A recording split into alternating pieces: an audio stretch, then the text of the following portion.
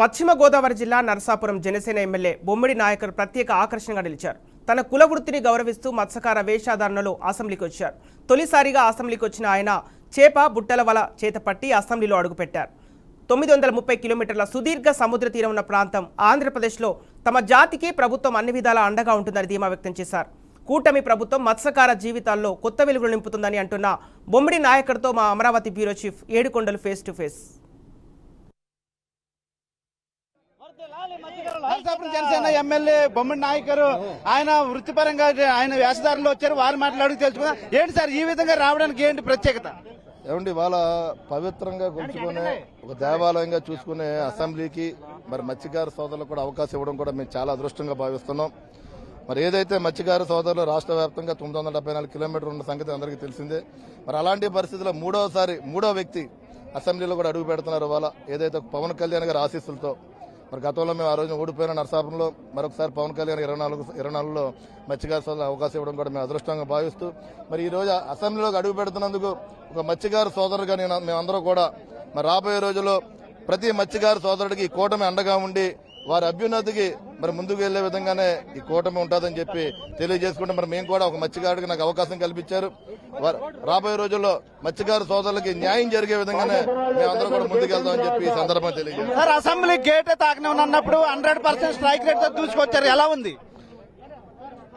చాలా బ్రహ్మాండంగా ఉందండి. పవన్ కళ్యాణ్ గారు ఆయన మాట నిలబెట్టుకున్న వ్యక్తి. ఆయన ఆ రోజు చెప్పారు మేము ప్రతి ఒక్క కాన్స్టిట్యూన్సీలో గెలుస్తామని చెప్పి ఆయన చెప్పడం కూడా జరిగింది. ఆయన మాట నిలబెట్టుకుని ఏదైతే రాబోయే రోజు ప్రజలకి ఒక మంచి పరిపాలన మంచి వాతావరణం ఇచ్చే విధంగానే పవన్ కళ్యాణ్ గారు మరి ఆయన ముందుకెళ్తారని చెప్పి సందర్భంగా తెలియజేస్తున్నాం.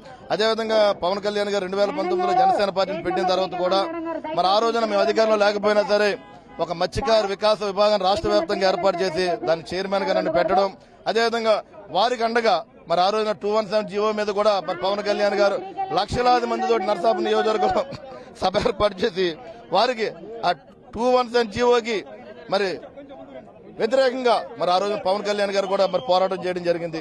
అంటే ప్రతి సందర్భంలోనూ పవన్ కళ్యాణ్ గారు కానీ అదేవిధంగా చంద్రబాబు నాయుడు గారు కానీ మత్స్యకార సోదరులకు అండగా ఉండడం కూడా మేమందరం కూడా భావిస్తున్నాం. అదేవిధంగా రాబోయే 5 సంవత్సరాల పరిపాలనలో పూర్తిగా ఏదైతే ఆర్థికంగా వెనకబడినటువంటి మత్స్యకార సోదరులందరికీ మేము అండగా ఉంటామని చెప్పి ఈ సందర్భంగా తెలియజేస్తున్నాము. ఓకేనా?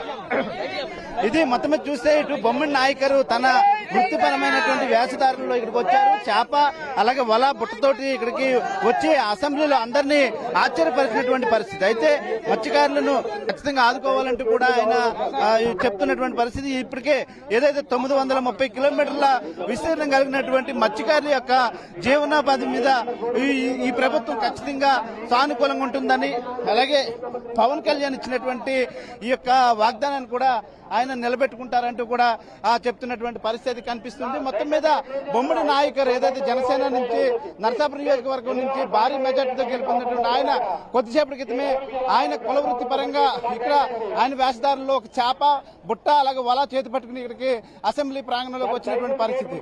కెమెరా పర్సన్ సురేంద్రతో ఏడుకొండలు, బీఆర్కే న్యూస్, అసెంబ్లీ నుండి.